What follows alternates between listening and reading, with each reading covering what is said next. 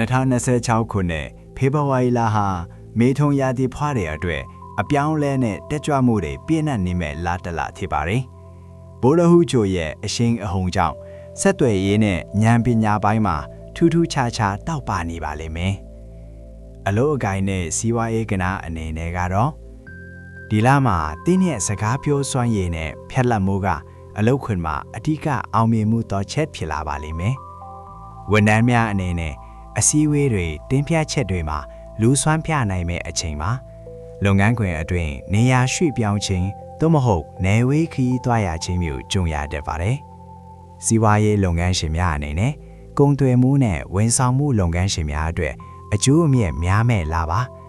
စိတ်ကူးတစ်တွေကိုအကောင့်ထဲပေါ်ဖို့တင့်တော်ပေမဲ့အပေါင်းအသင်းမိတ်ဆွေများနဲ့လုတ်ကိုင်ရမှာတော့စာချုပ်စာတမ်းအတိအကျရှိဖို့လိုပါတယ်။ငွေကြေးကဏ္ဍအနေနဲ့ကတော့ငွေဝင်လန်းတွေပွင့်နေပါတယ်။အထူးသဖြင့်စကားပြောရတဲ့အလုပ်ဒါမှမဟုတ်အကျိုးဆောင်လုပ်ငန်းတွေကနေငွေဝင်ဖို့ရှိပါတယ်။တတိပြုရမှာကတော့စိတ်ကူးပေါက်ရဝယ်ယူတတ်တဲ့အချင်းကြောင့်ငွေလက်ထဲမမြဲပဲဖြစ်တတ်ပါတယ်။လာလေပိုင်းမှာမမျော်လင့်တဲ့ခရီးစရိတ်ဒါမှမဟုတ်ဖုန်းကွန်ပျူတာစတဲ့နည်းပညာပစ္စည်းတွေအသုံးစရိတ်ရှိနိုင်ပါတယ်။အခြေရေးနဲ့လူမှုရေးကဏ္ဍအနေနဲ့ကတော့အိမ်တော်ဒီချစ်သူရှိသူများအနေနဲ့စကားပြောမှားတာမျိုးကြောင့်အထင်တွေးမှုလေးတွေဖြစ်တတ်ပါတယ်။အတီးအဖွဲကိစ္စကိုအကျဲမချဲပဲဟာသားလေးနောပြီးဖြေရှင်းလိုက်ပါ။ချစ်သူများနေဝင်ချင်မှာတော့အချစ်ရေးကပြန်လဲကြည်နူးစရာဖြစ်လာပါလိမ့်မယ်။လူပြိုအပြိုများအနေနဲ့အပေါင်းအသင်းသစ်တွေအများကြီးတိုးကွာလာမယ်လာပါ။တင့်ကိုစိတ်ဝင်စားသူတွေပေါ်လာနိုင်ပေမဲ့ချက်ချင်းဆုံးဖြတ်ချက်မချပဲအချိန်ယူလေ့လာတင်ပါလေ။ကျမ်းမာရေးကဏ္ဍအနေနဲ့ကတော့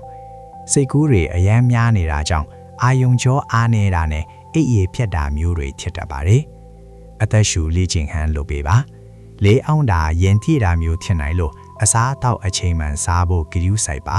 ။ကံကောင်းစေတဲ့အယောင်ကတော့အစိမ်းရောင်အဝါနုရောင်တို့ဖြစ်ပါတယ်။ကံကောင်းသောကဏ္ဍ3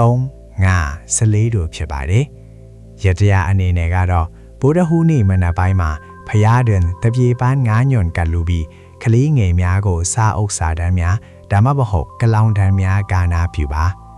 အကြံပြုချက်အနေနဲ့ကတော့စူးစမ်းခြင်းစိတ်ကတင့်ကိုအခွင့်အလန်းသွေးတွေစီခေါ်ဆောင်သွားပါလိမ့်မယ်